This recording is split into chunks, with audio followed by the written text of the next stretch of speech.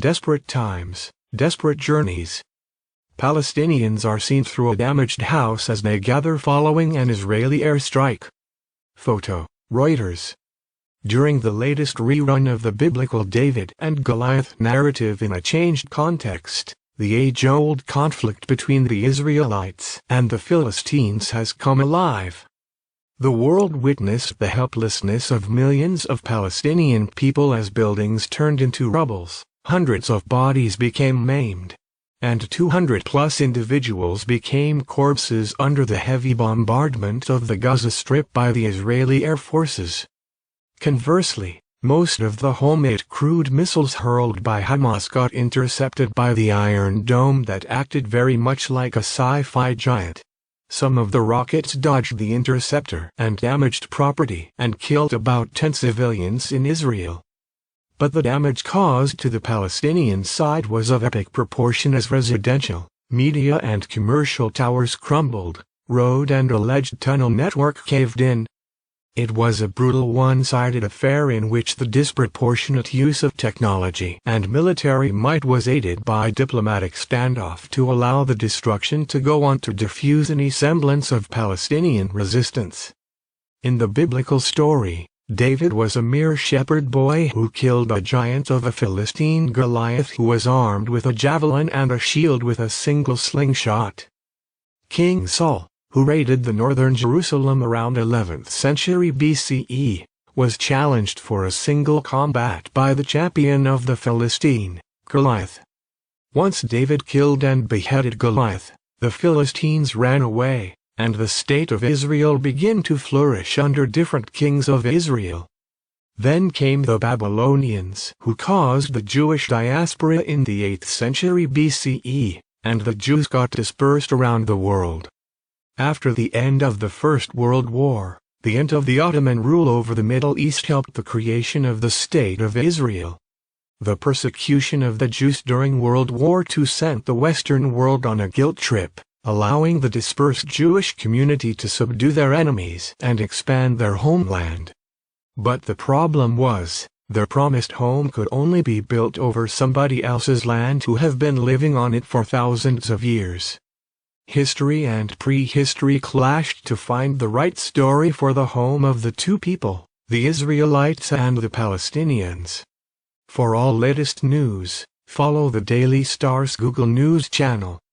One of the videos that prompted this latest protest, leading to the raid of the Israeli army inside Al-Aqsa Mosque in the holiest of the night for the Muslims, and the consequent full-scale military engagement, involved a 22-year-old Palestinian woman. In the Sheikh Jarrah neighborhood in the occupied East Jerusalem, this woman confronted an intruder, saying, "Jacob, you are stealing my house. If I don't steal your home, someone else will steal it," was the answer given by the Israeli settler to Mona Al-Kurd. The house was under court order for eviction to make room for settlers. The arbitrary nature of the ruling shows how one can be dispossessed in a regime that has no empathy for its occupied people. The whole narrative then is about homeland at a state level, and about home at a personal level. The questions are, who gets to stay, who runs away? Who has the power to stay? Who has the determination to stay back? The recent spate of violence has brought the issue of home and homelessness to the fore. How can you have two states in the land between the Jordan River and the Mediterranean Sea when all the lands are occupied by one group only? Is it possible to have a one state with a cosmopolitan Jerusalem and a pluralistic democracy? As long as the demography is on the side of the Palestinians, Israel would never allow it. They are afraid of the hostile Arab nations. The only way Israel can exist is by flexing its muscles. Meanwhile, the Palestinians suffer with occasional doses of world sympathy. They are the strangers in their own land like the Native Americans are in America. The Jewish believe that the return to their home is a fulfillment of the prophecy made by Moses. Moses was the one who saved the Jews from persecution at the hand of the Pharaoh. Moses knew that during the low tide, The seabed of the Red Sea is exposed, when he could take his people away from the wrath of the Pharaoh. Interestingly, the mythical Exodus finds its parallel in a lived experience when migrants from Morocco started crossing the shallow water at Fnidik to enter Ceuta. At the height of the Israel-Palestine conflict, on May 18, at least 6,000 migrants reached Spain's Ceuta enclave. Apparently, Morocco has been angered by the way Spain gave medical support to one of its rebel leaders. To retaliate, the Moroccan authority allowed the migrants to pursue their dream of going to Europe. The migrant manpower was unleashed to plague Spain as Ceuta saw a record number of people wading into their territory over a single day. These were desperate people longing for a sea change in their lives. They embraced the uncertain reality of a refugee. No one chooses to be a refugee, to leave everything behind for an uncertain future. They do so because there is probably a war or ethnic cleansing raging in their own country. Most of these people are fleeing some violent situations and making such desperate journeys to reach Europe. Their migration can be explained by the push-pull factors. They are pushed to migrate or dislocate due to the repressions at home, and they are simultaneously pulled by the myth of prosperity. Diaspora is guided by the twin piston of fear and hope. Every year, many Asians and Africans try to enter Europe through the Mediterranean Sea route. They call it a game. The human traffickers choose Spain, Italy, Cyprus, and Malta to smuggle fortune seekers from around the world into Europe.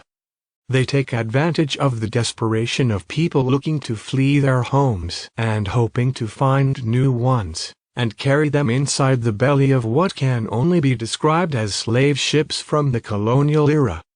According to Unhooker, the most common nationalities of Mediterranean sea and land arrivals in the first 4 months of this year include Tunisia, 14,649 people, 18.8%, Algeria, 9,466, 12.1%, Morocco, 5,399, 6.9%, Bangladesh, 5,360, 6.9%, Syrian Arab Rap, 5,118, 6.6%, Afghanistan, 5,061 people, 520, Bangladesh ranks joint third on the list.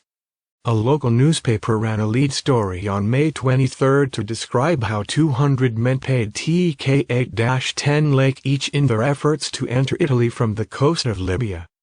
120 were rescued by the Tunisian police, while the rest are feared dead. I looked at the list. I can understand the desperate measures taken by the people of some of these countries. I read about their tribulations and can discern their troubled travel.